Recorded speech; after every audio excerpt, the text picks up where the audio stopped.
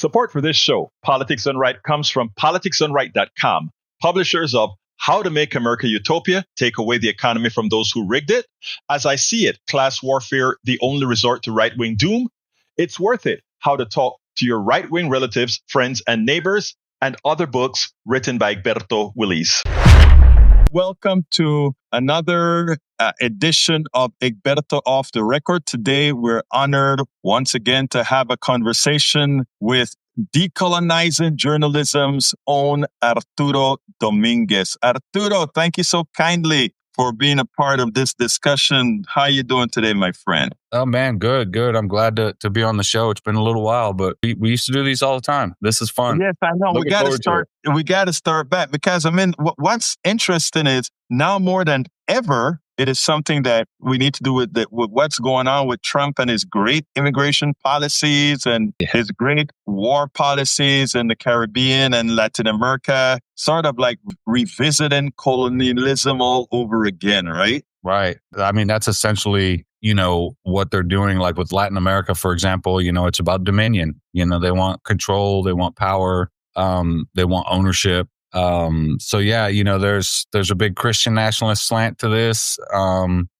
There's a lot to it, really. And it goes without saying that the Trump family stands to benefit from all of it. If, for example, if we invade Venezuela and try to take their resources and their oil and stuff, I have no doubt that they'll benefit from it. But a recent article in Politico suggested that the White House reached out to several oil companies and Halliburton and things like that to see if they wanted to restart operations in Venezuela. And most of them were either, hesitant or just flat out said no. And the main reason for it is because they don't think that overthrowing the government's going to hold. They think Venezuela is going to go back to being what Venezuela is. I mean, they nationalized their resources in like 1976, It is, right? Right. So, and a lot of people don't know that. They think it was all Hugo Chavez and stuff like that. And, there's a lot of things, about Venezuela that people don't understand. And, in Latin America in general, there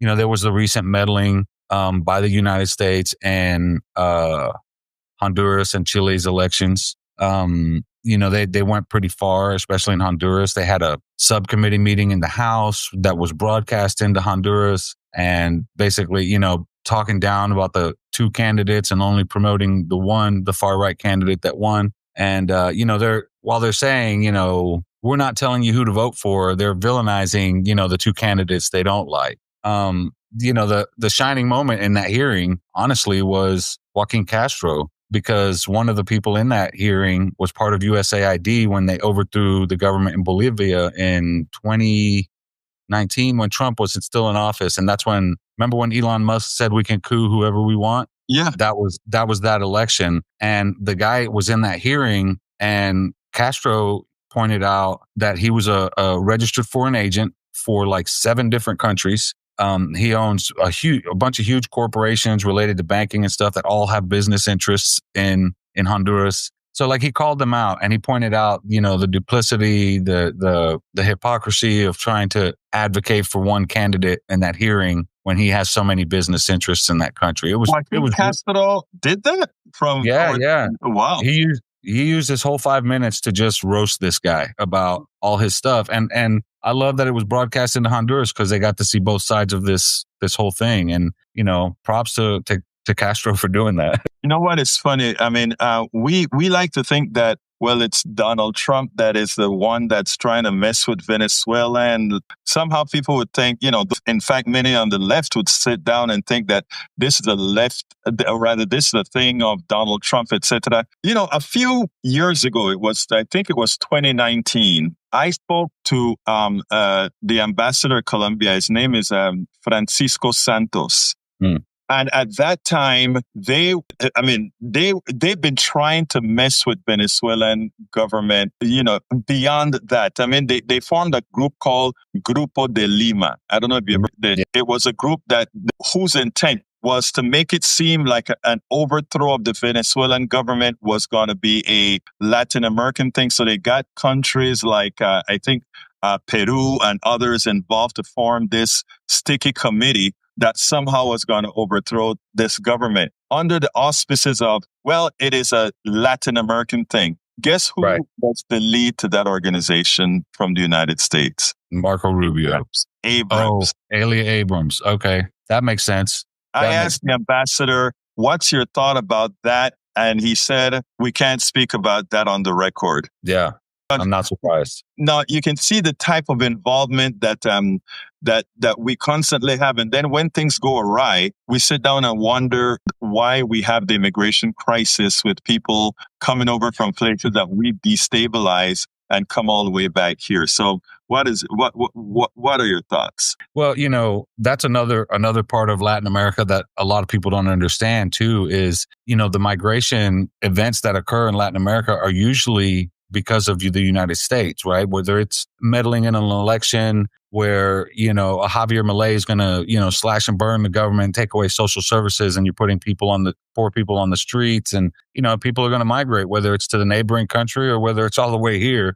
Chances are they're going to stay in Latin America, most do. But, there's a direct connection there between immigration and a lot of the things that we do in Latin America. So, when Hugo Chavez took over in Venezuela, I say took over, he won he was duly elected, by a large margin. There was some migration out of Venezuela, but in 10 years after Chavez, maybe 1 million and a half left Venezuela. Maduro takes power after Chavez dies, whatever. And then Trump comes in office, puts these, just strict sanctions on Cuba and Venezuela. And it's not a coincidence that the mass migration ballooned from 1.5 million to 4 million in a couple of years to, to the 7 million, 8 million that left Venezuela, and the 500,000 or so or million that left Cuba. Those are directly tied to U.S. sanctions. And, when you cripple a country like that, like, for example, Venezuela was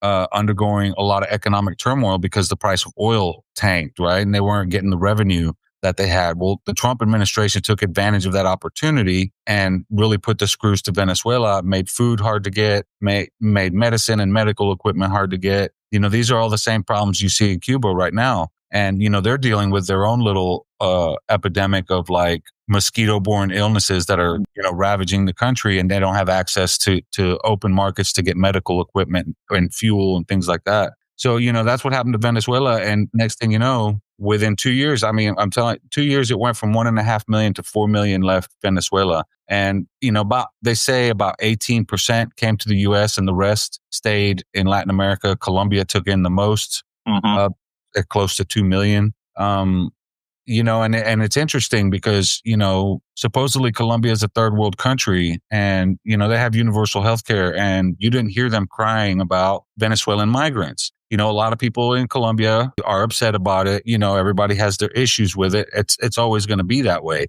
But you didn't see this nationalist type of, we're going to go after immigrants. We're going to start throwing them in camps. We're going to start dumping them on the other side of the border. Like, you didn't see that kind of stuff. You don't see that anywhere. You're about to see it in Chile, where the son of a Nazi just won the presidential race there. And he ran on a lot of the same language Donald Trump did. He went after Venezuelan migrants, blamed crime on immigration. He blamed all the country's problems on immigration. And, unfortunately he won. And, there's meddling in that election, as I said, that Trump admitted to publicly, in an interview while he was on the tarmac somewhere. He mentioned both countries, and it's just astounding to me that like more people haven't seen it before. And in a way, I'm kind of thankful that the White House is so incompetent, because they're just putting it all right out there about meddling in elections, about lying about Maduro. Like, if he was so bad, right, and you can't justify going in there, they have invented, I don't know how many narratives about him in just 1 year. Right? In other words, we're there for the drugs. Of course, because they're there for drugs, the price of cocaine has fallen because more drugs are actually coming into the United States. It's amazing that people buy this crap. Now, let me tell you where I want to kind of take the conversation. Okay. For the longest time, we started to see what I call a revert to the norm In other words, Latin American countries sort of moving to the left. And America done quite like that. I mean, we now see what's happening in Argentina. Argentina is going to the crapper, even as we are trying to hold them up by hurting our own farmers, giving the soybean market pretty much to Argentina, giving them bailouts with our monies. We see what's happening in Bolivia. You wrote an article on Bolivia recently. Bolivia was under, what's his name? Can't remember the former president. Luis Arce? No, Bolivia. The indigenous... Morales.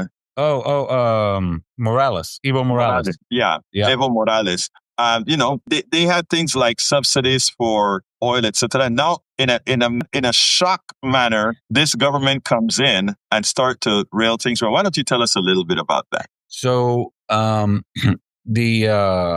what's his name? Paz is the new president there. He took over last month, and he's more so in Latin America. He's considered right wing. But in the United States, he's basically a Bill Clinton Democrat. So There's a word for that. It's called neoliberalism, where they're basically the same.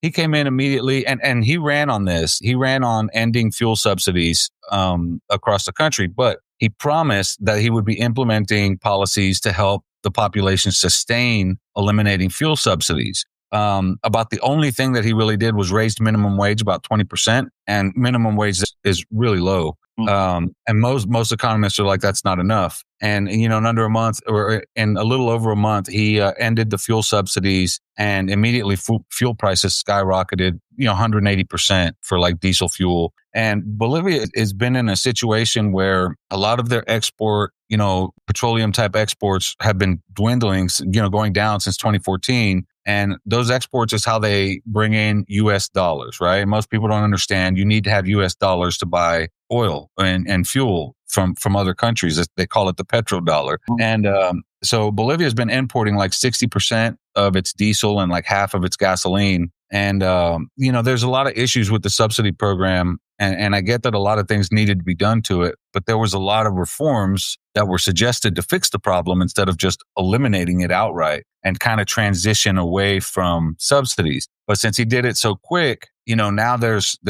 questions about being able to get food to people because of the cost of fuel. There's highways are blocked right now. There's protests everywhere. And, Morales tried to do something similar in 2010, and it blew up in his face in the same way because he didn't have policies in place, and he immediately put the subsidies back. And since then, it's been a struggle to figure out what they should do with them. But he calls it, shock therapy for the economy. I call it a shock economy.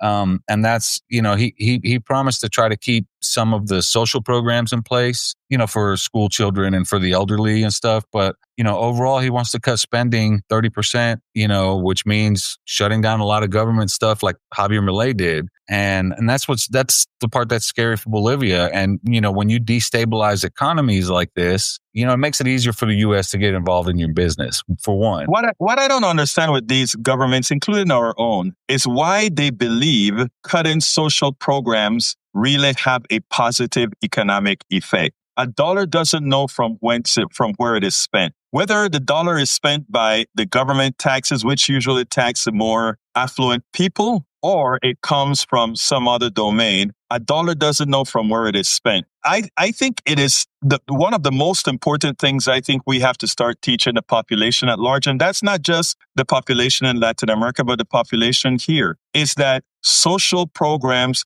recirculate money faster than enriching the few, which God knows if that money is going to be circulated back in the economy. And the only thing that determines economic activity is the speed of which dollars and money circulate. I mean, the myth that social programs are the problem of an economy is just that, a myth. Right. Yeah. And, when you look at countries like Argentina, where there's something like 5 million people don't have direct access to electricity or sewage or city water, running water, when fuel prices increase like that. And this is the same in Bolivia too, because Bolivia is by and large, an indigenous country made up of dozens of tribes and, a lot of agriculture and stuff. And when people have to spend more money on fuel, they're spending less money in the economy. They're spending less money on groceries. When you have these social programs, like, for example, universal health care, right? If people don't have to pay a hospital bill, they're putting that money into the economy. Exactly. And that's what works for Latin America. Like, you see Bernie Sanders always compare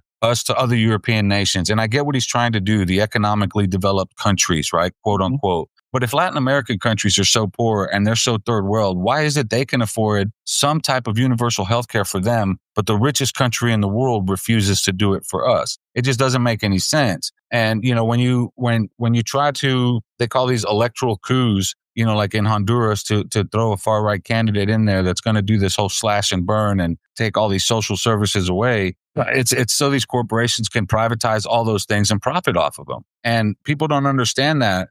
For example, I seen a Trumper guy on social media, and he's celebrating the fact that so many federal employees no longer have a job, like hundreds of thousands of them. And his argument was, I'd rather have a private business that makes a profit than having a government that loses money. And I'm like, dude, governments aren't supposed to make money, for one. And two, how can you support building something, right? Say, for example, your water infrastructure or your electrical grid, right? Taxpayers footed the bill for that. Then you give it to a private company. Now that private company is charging you to use the thing you just paid to build. Like, you wouldn't do that in any other circumstance. Like, if you hired somebody, if you did some work around your house, you're not just going to give it to somebody and then they're going to charge you to walk through your gate to in and out of your backyard. It doesn't make sense, right? And some people will say that what I'm talking about is socialism, and kind of is. But when it comes to, infrastructure that we built, electric, water, things that are necessities, right? We should be paying the maintenance for that and not putting money in somebody's pocket. We paid to build it.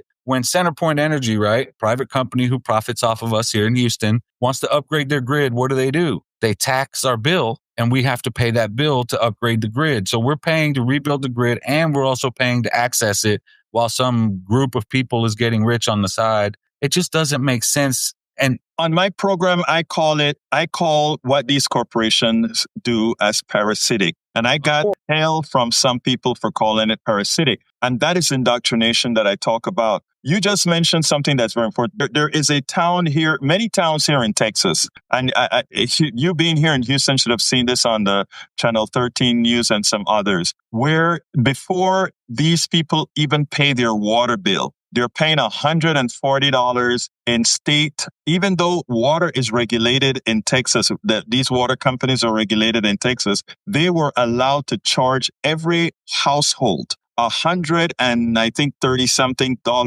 before any metered water is charged. What that means, Arturo, is it's just free money. They're claiming to rebuild, to build their infrastructure or whatever. I am saying these are things that shouldn't be led to for private companies. Electricity, right, water.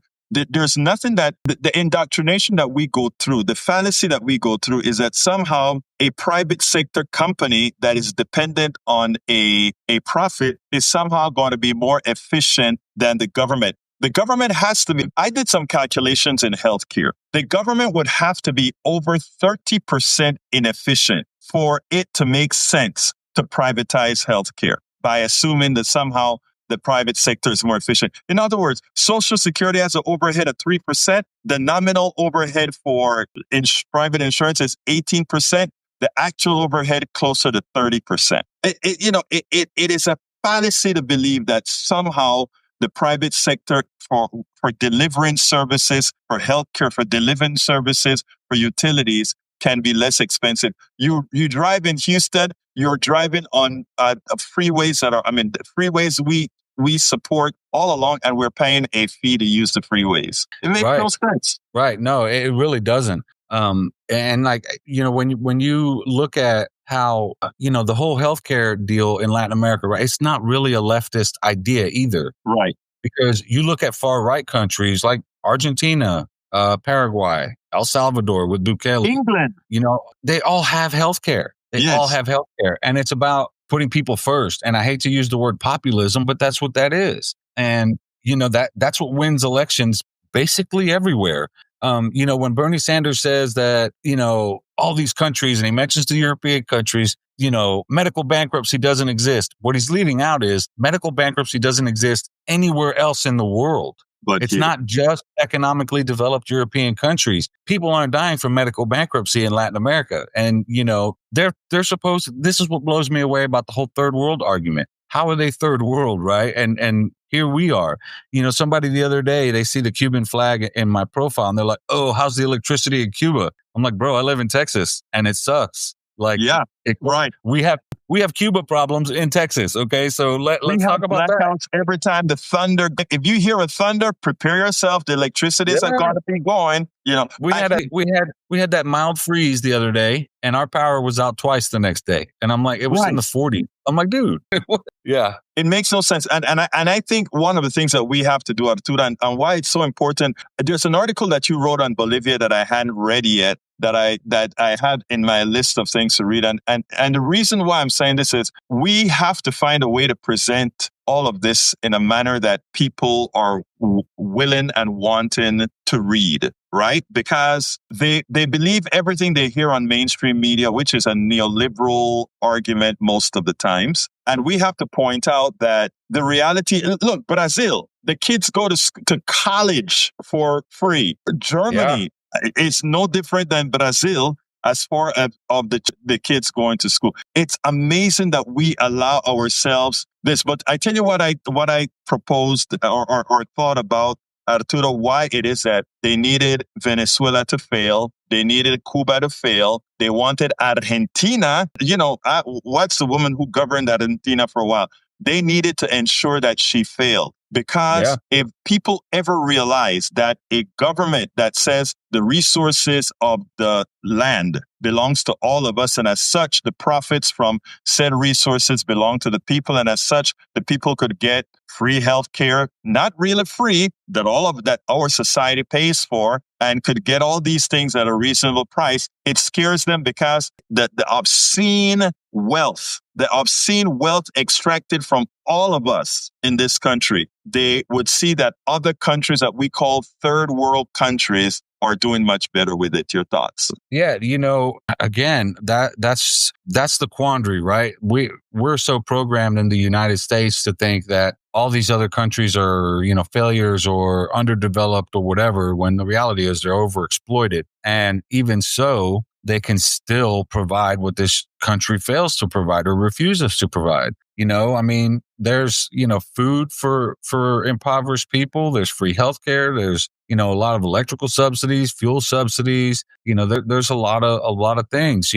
Just did an interview a couple of days ago with a woman in Venezuela. She's an educator there, a college professor. And, she tells us about all these programs, and we've already known about most of them, but she explains how they work. And it's interesting to see how a country that's supposed to be so bad off is doing so well compared to what we're being told. You talk to people in Venezuela and they're going about their daily lives, right? There's college students are like, we still have finals. Like, I don't know what this war shit is about, but we still have finals. We still have to do this. We still have to do that. And, I laugh at it a little bit because, a lot of them in Venezuela are like, who are all these people who are suddenly concerned with what the hell we're doing in Venezuela? And that's the issue, right? Like, we're not supposed to be involved in other countries' internal business. That's a literal violation of international law. And, the invasion of Panama, the Grenada, all of those were violations of international law because we, went after a country's sovereignty. And that's what we're trying to do now. And like, you destabilize these countries, you create mass migration events, economic calamity. And like, if you think that what happens in Latin America doesn't affect us in the United States, you're sorely mistaken.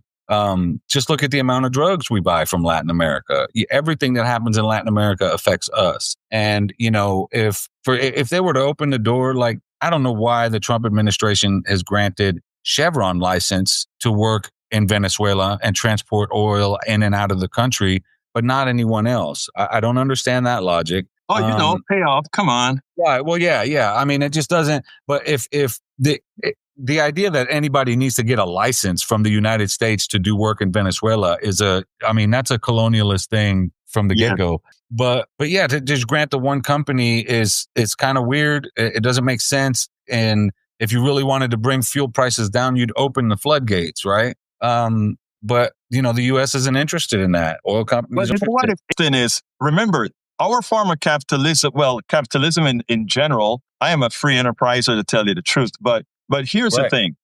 They have to have manufactured scarcity. Of course. You have to have manufactured scarcity for them to be able to rip us off. Here's the deal. Remember during the pandemic, right after the pandemic, what happened to the price of oil? At first, they were paying people to take oil because there was oil still pumping and people weren't using oil. And as soon as the pandemic started to ease, the price of oil zoomed up. Guess what, Arturo?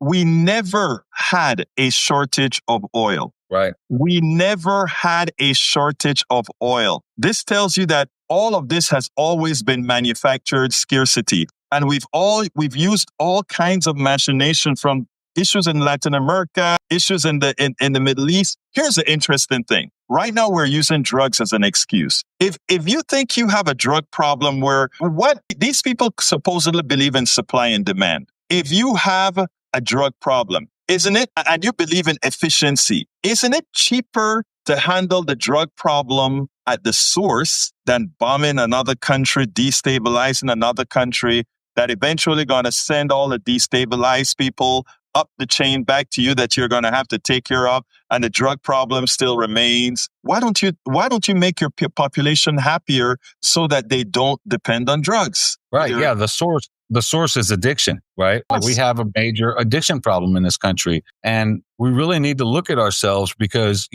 alcohol and drugs and things like that are used as coping mechanisms, right? Yes. If people are, one of the reasons why drug use among the homeless population is so high is because it's a coping mechanism, right? That's how they get through a day. And the longer you have a society where people have to cope with their daily lives is where the problem lies, right? So, you have to address these things at the root causes.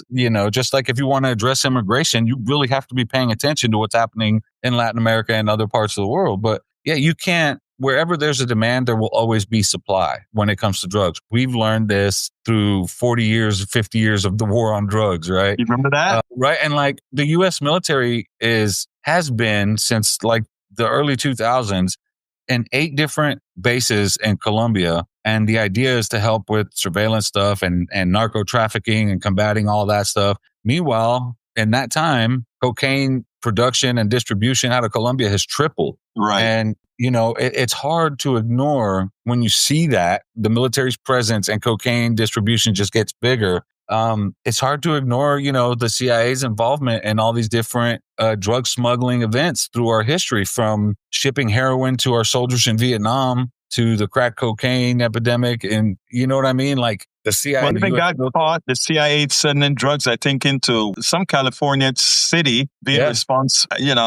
There is so much of that going on. So, what I see is a fraud, and what's happening in Latin America with Venezuela is a fraud. The involvement that they just about admit that they've had in Argentina, in Venezuela, and other places. Didn't you say that Trump copped to Bolivia as well? Having some influence in Bolivia? It was Honduras and Chile. Honduras and Chile, yeah. I'm talking about Chile. It's interesting because we are sitting back here talking about water sometimes in Texas, when in Chile they try to nationalize water. The constancy of this type of neoliberal set of policies that really try to take off all of our natural resources, put it through the private corporations, and have all of us subsidize the private companies. When I talk about these guys being parasites, it's all on constantly finding a way to extract money on people for things that they shouldn't otherwise have any control over, right? Yeah. Especially when you're talking about infrastructure and stuff, like things that we built with our tax dollars, there's no reason anybody should be profiting off of that at all. That's not to say people shouldn't work there and earn a salary, right? But there shouldn't be a board of some corporation somewhere making money off of our water like Nestle does, or buying water for free and selling it back to us because it's in a 2-cent plastic bottle. It's just crazy to me that we are just so brainwashed into seeing or into just falling for and agreeing to pay extra for nothing. Whenever you privatize something like healthcare, you get less service, less quality, and you have to pay more money. It makes no sense. I mean, you mentioned, it comes back to what you mentioned before, and it's about that guy that said, oh, I'd rather the private sector take care of it than those government workers. It is amazing. Again, it's amazing that, and that mentality isn't by accident, okay? That mentality came about by content, by our mainstream media pushing the false messages of the corporations, Oh, the reason why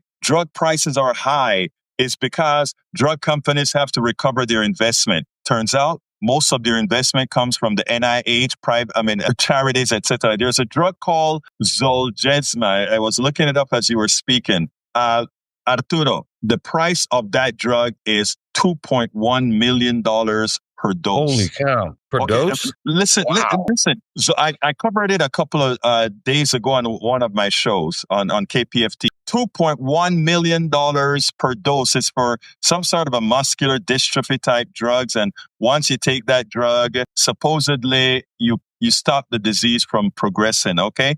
But it doesn't reverse it. It stops it from progressing. I did some research as I was preparing for that show and found out that most of the investment to bring that drug to viability came from the NIH, came from charities, charities that take care of muscular dystrophy or whatever the disease was that it took care of. And when it was time to capitalize on it, in other words, make a profit on it, it was turned over to a private company who decided that, well, because there aren't a huge amount of people that are going to take this drug and we want to make a huge profit, it turns out that the price we need to charge is $2.1 million per drug. And here's the funny part. It isn't the most expensive drug out there. There's another one called Elevidys as a gene therapy. $3.2 million per single infusion. There's another one called Lenmeldy, $4.2 million per dose. Arturo, wow. all of this, we started out talking about Latin America and how the United States is trying to stop the progress of, collectivism, if you will. All of this ties together. All of this is tied in together because it's all about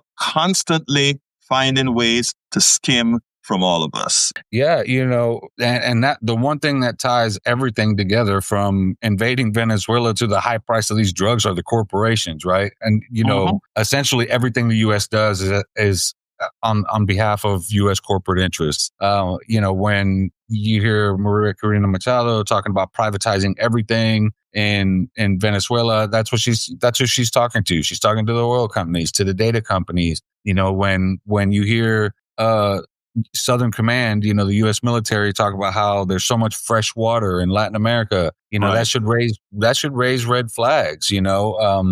They're like 30% of the world's fresh water is there. I'm like, wait, what? Why are you talking about that? Yeah. Right. Why are you talking about water? And that automatically raises suspicion. So it's just crazy to me because we pay as taxpayers, we pay to produce a lot of the drugs that they're advertised to us on TV, and we're being charged exorbitant prices to buy them. I shouldn't say produce, but to create these drugs. The manufacture process, if you want to give that to a private industry or company, fine. But why am I paying, hundreds of dollars for prescriptions that we taxpayers paid to create? And it's the same thing, like you mentioned, with toll roads, with all of our infrastructure like that, taxing us on top of taxing us on top of taxing us for the same thing over and over again. And, you look at, everybody talks about how cheap housing is in Texas, for example. And they always talk about, the cost of living is cheaper here. And it's not. Because, for example, if you're running a business, right, they're going to charge you for, like, if I had a home-based business, they try to charge me for stuff in my house. You know what I mean? Like inventory, and then the state wants a piece, the county wants a piece, the federal government wants a piece of the same thing over and over and over again. And it's just like, it's redundant and ridiculous that you have to pay so much. And when you look at where that money goes, inevitably it goes into some corporatist pocket, some, money market guy, some hedge fund somewhere. And it's just ridiculous because people are getting rich for literally nothing. For doing nothing. For doing nothing, right? Everything that hedge fund guys and stockbrokers depend on are based on the labor, production, and intellect of somebody else. It's amazing, right? And we are made to believe that in our type of economic system, these are the guys that have earned the right to be as wealthy as they are. Bill Gates couldn't look. I know people like to love on some of the more left leaning, even though he's not turning to be as left as I thought. Right. The more left leaning billionaire. No. These guys are all parasites. They don't, I went to school the same place that Dell went. Dell was a little bit after me, right? And I used to build computers, and I used to go to PCs Limited. It was a little shop on on Lamar Boulevard in Austin. And I would drive up from Houston to PCs Limited to buy these parts from Dell. And I remember Dell in his white t-shirt, and Michael Dell I'm talking about. Just a little, little crazy guy that, you buy stuff from. When I found out that Dell was the guy that the capitalists decided to invest in to make that computer company, was like, wait a minute. I guess he was chosen, right? People have a tendency to believe, computer parts even back then, Arturo, were all modular. In other words, the inventions occurred elsewhere. It was all modular. You put it together and you build a computer. To some extent, it is still that way, right? There's no lot of innovation going into the PC or the laptop and all that kind of stuff, right? So I remember when that occurred. And so this guy becomes a multi-billionaire now, and he decides that he's going to give $1,000 or so to every body born in some year or whatever. And I had callers calling into the show and saying how great that was. And I'm like, how great that was, or what is the tax advantage he's going to get out of doing that? Right. Because, if you put $1,000 into somebody's account today, it's only worth like $3,000 when they're 18 years old. Do you think that what education costs now and what it's going to cost 18 years from now, do you think that $3,000 is going to make a difference? Hell no. But you know what it's going to make a difference for? His stock appreciation that he can sell without paying taxes on. I mean, it's crazy because the other aspect of this too is like a guy like Bill Gates, and they hide their money in these foundations, right? So the Gates Foundation, and they can avoid paying taxes, right? They create a trust, and this foundation will pass down from generation to generation to generation, and that. It's essentially a nonprofit, right? So that money gets held there, and that's where they hide money. I'm going to give this many billions to that, because that's another write-off, And the other thing, Arturo, is who gave them the right to parasitically take money from us, because that's what it is, and then decide what are the best things to do with that money, as opposed to democratically elected people deciding we are going to tax this to do this kind of work with it. Because again, remember, these companies do not create anything. These corporations and Americans have a hard time understanding this because the mainstream media has been so good in glorifying these guys, the stockbroker, whatever proper. I mean, these guys, we have to understand they are dependent on what we call in economic terms, the excess labor of everybody else. So if you're working at a company, they don't pay you all that's what you're worth. And all the parts of what you're worth that they don't pay you is their profit. Yeah. You asked the question, who gave them permission? Our current economy is the same economy that was built on slavery. Right. And I know some listeners might balk at this, but at the end of the day, the money derived from slavery is what created the stock market. It's what built the railroads. It's every major thing this country ever did was done with wealth generated from slavery. That same type of ownership system is what exists today. When people say that you're a wage slave, it's because they haven't quite made that connection all the way back to 1619. I know y'all hate that book, but it's a must read. And because the basis of that is that's where this economy was born. At 1619, this economy was born, and it was born through slavery. And when we quote unquote abolished slavery, we didn't really. All we added was a qualifier, right? The 13th Amendment says basically, if you want to enslave them, convict them first. Right. And that's why we have a mass incarceration system that we have. And it's really not hard to make these connections, even if you're looking at it on a surface level or in a general sense, because you go from, slavery to Jim Crow to redlining to, everything leading up to the Civil Rights Act. And then the Civil Rights Act happens, and then it's nothing but backlash to the Civil Rights Act. Meanwhile, the economy stays the same, and all the other social systems stay the same. Let me up you one, Arturo, because right now you, in effect, you have talked about the slaves, and most of the slaves you're talking about, let's say, Black folks, and to some extent, indigenous, and to some extent with the railroad, the Chinese. But I want to take it a step further, because this is where the symbiotic relationship should have already been established. Right. Those were the slaves that could easily be identified. Yeah. But what we have today is also a new kind of slavery. It's a more efficient slavery. And a lot of people get upset when I say it this way. What we have now is antiseptic slavery. And who are those antiseptic slaves? Anybody that has a home, a car, look in the mirror, you're an antiseptic slave. And let me explain in how many different ways we are antiseptic slaves, right? You go to work every day and you're told what to do. You're told about insurance companies. They like to tell you that you have a choice with insurance companies for your health care, but do you really have a choice of who you want to enslave you or tell you what doctor you can see, what medicine you can get? All these things. That's a form of slavery. And let me explain why it is actually more devious than chattel slavery, than racial slavery, than all the other types of slaveries. You see, when the master owned people who had my hue, the master considered me property. Because I was property, and in a capitalist society, the most important thing is property, capital. He had to make sure that this property didn't go bust. So he had to feed me, he had to clothe me, and he had to give me health insurance. Not health insurance, but make sure I still was healthy. Healthy enough to work. That was a cost to doing business. Yeah. Keeping the slave alive was a cost of doing business. The antiseptic slave, all of you that can look in the mirror right now, guess what?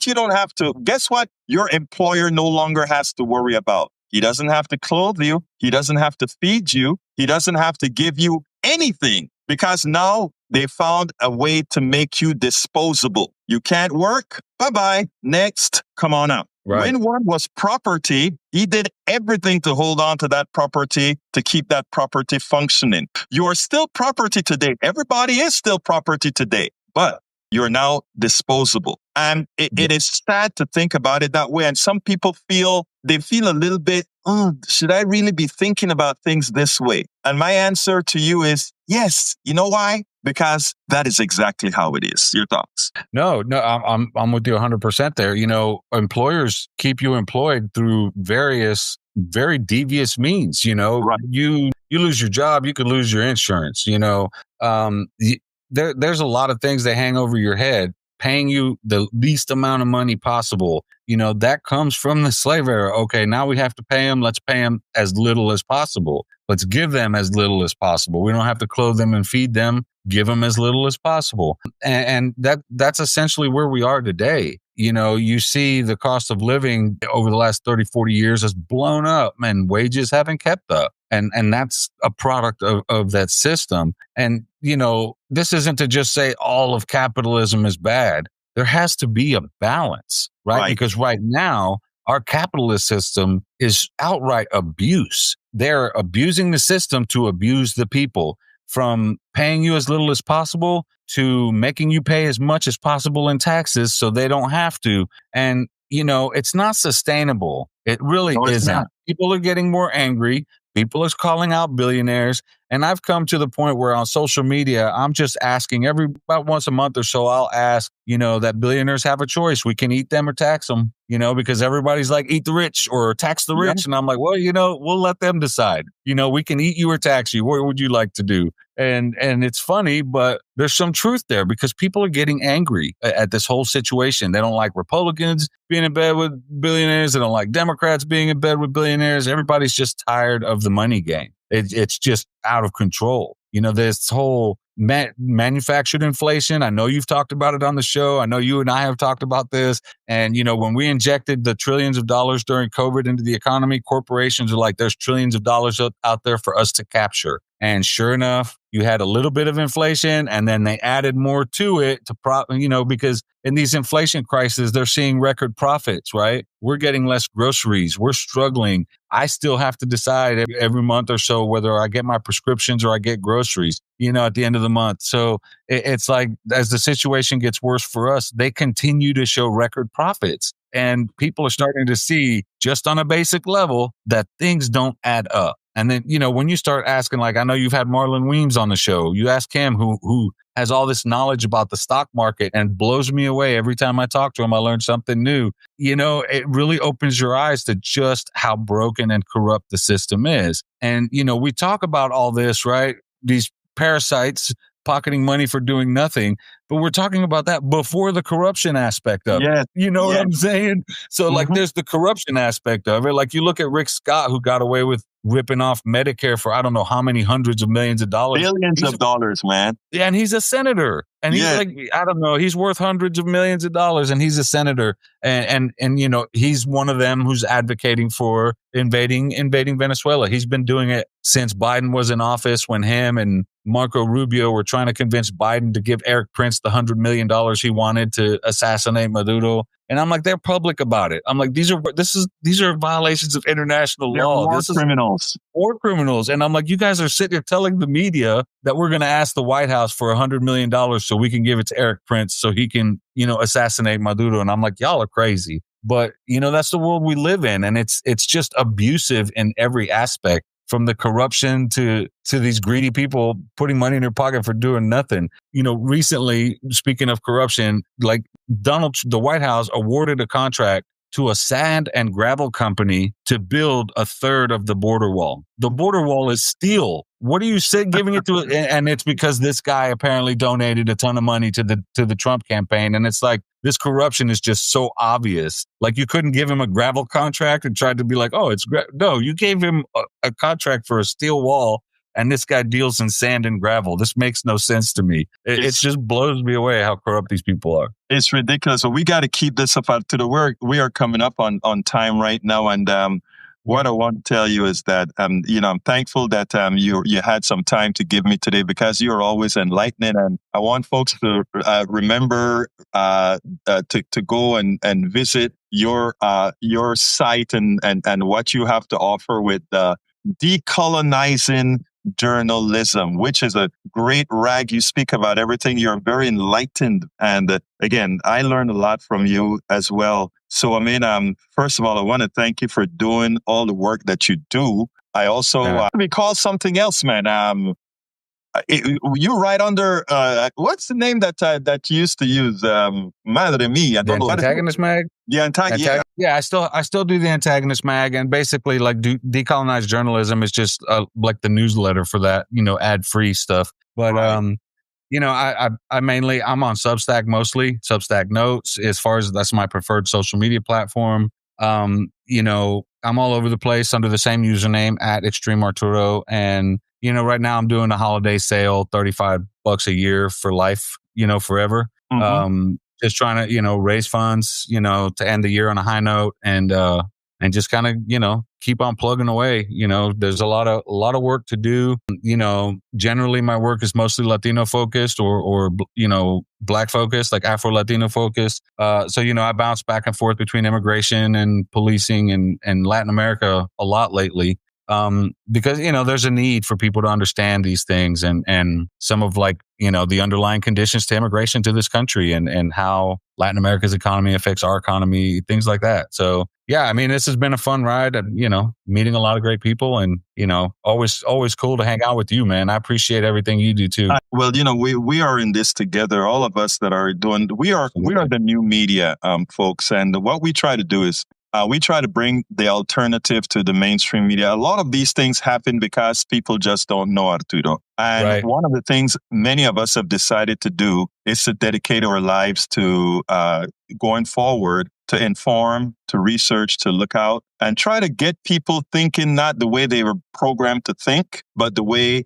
things really are. So again, I always end it with these pitch and saying, please support independent journalism. Arturo, Extreme Arturo, please support. Arturo, please support Egberto Off the Record. That's the two of us that are here. Do the best you can to make sure that we can continue doing what we do here to inform. And now I like to end on a positive note. I see, as Arturo mentioned earlier, when he said people are getting angry, that's true. That's half the job. It's what do you do with that anger? And what we are trying to promote here is to give people avenues as far as how to use that anger to make things better for all of us. And there are a lot of us starting to do this work now. And that's why we ask you, please support this work because it is worth doing it. Arturo, as usual, thank you so kindly for spending this time with me. And to the audience out there, thank you so kindly for listening to us. Remember, as you get these things, go ahead and share them out and make sure people understand what's going on. Together we can make that change. Arturo, muchísimas gracias por tu y tenga súper bien. Igualmente, brother. The burning question for me, Egberto, is the timing right for an authentically progressive policy agenda for the political left? And we will have to push the Democrats and push really hard for a policy agenda that doesn't hug the middle, the center right, safe, moderate, boring, blah, blah, same old. And I mean, truly affordable housing, high quality, publicly funded public education, renewable energy industry, universal single payer. Sorry, Chuck, I still use single payer healthcare system, unrigging the tax code, human rights, full human rights for everybody, voting rights, reversing the damage done by the current regime is going to have to be in there because we're going to have to put back all the, and comment, we don't have capitalism in this country. We have a heavily subsidized corporate control of all kinds, all of our sectors in our economy. We are subsidizing every single one of these big industries. So I think we have to figure out how to change the narrative on that whole notion that this is any sort of capitalism. But anyway, Democrats continue to run as moderates. Nothing will really improve for the working people. And then my other thought is Bernie and AOC and others get big crowds, but they don't have a strategy to move anything that they talk about. If I may answer, Bernie's the strategy is that when your own party is fighting you, it is hard for, in other words, if your party is scared to support a Mandami or scared to support a Bernie Sanders or scared to support a AOC or allow others to, if they don't come out forcefully and defend what AOC and Bernie and Maxwell Frost and these guys stand for, then we really don't have one party, right? So what you're saying is true. Now, your first question was, is really the timing right for a really, truly yes, progressive policy agenda? And should we be pushing our Yes, and let me tell you first, the first part about that is not allowing them to define what progressives mean. It is time for us to define what progressives mean. And when you itemize what progressives mean, you can go into farm country and you can tell the farmers, progressives mean not giving Argentina $20 billion, but making sure that you have a market. Progressive means, I mean, this is we are so ripe for the farmers, the people that are look, put it this way. this is a time that we turn Marjorie Taylor into one of the biggest promoters of progressive values because it affected her daughters or her kids, right? She saw what being a part of just us is all about. I'm not saying that facetiously. I mean that to the core. I wish somebody would go ahead and start going into her district. And I'm not talking about talking directly to her. I'm talking about going into her district and preaching the things that we stand for, because those are the districts that need it. West Virginia. When AOC attempted to go into West Virginia, they accepted the duel. And as soon as they realized, oh my God, the people are going to like what she has to say, they backed out. So I'm saying, yes, it is time. But we have to leave the party leadership behind completely. And we have to bring them in, dragging and kicking, just like they brought in the governor from New York to finally endorse Mandami, just like they brought in the chairman of the party to finally endorse Mandami, because they realized one other thing. They said once it's done, vote blue, no matter who. Well, somehow it didn't matter. It wasn't applicable for Mandami. I'm sorry.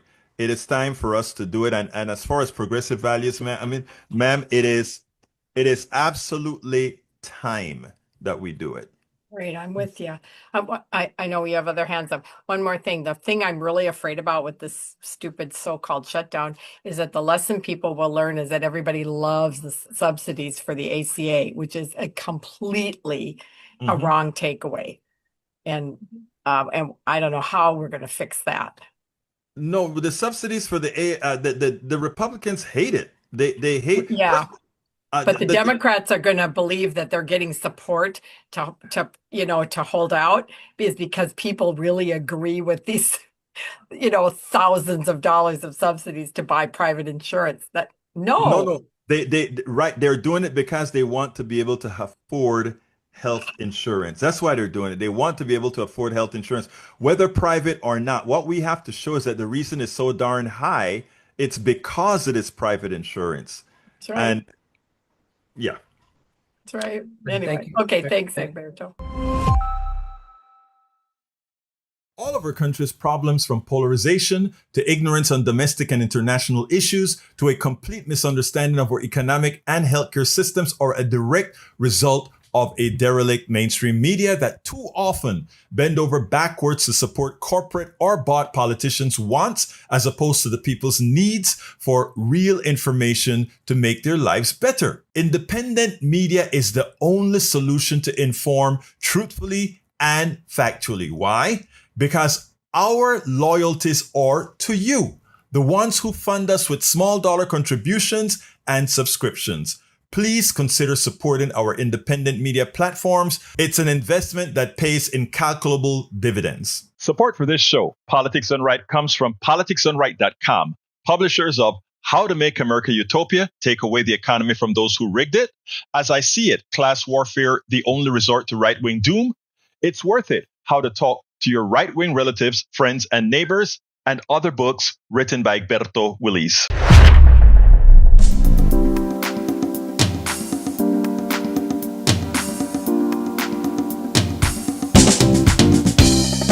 Welcome to Politics Done Right. I am your host, Egberto Willis. This is a progressive program that will take the mystery out of politics. This is the program that will encourage you to make sure government becomes we the people. Whether you are liberal, progressive, conservative, or otherwise, you get to air your point of view. We are an independent media outlet that, unlike mainstream media beholden to corporations, we only owe allegiance to you. Remember, you can also send me a tweet at EGBERTOWILLIES. That is at Egberto Willis. Let us engage. It is Politics Done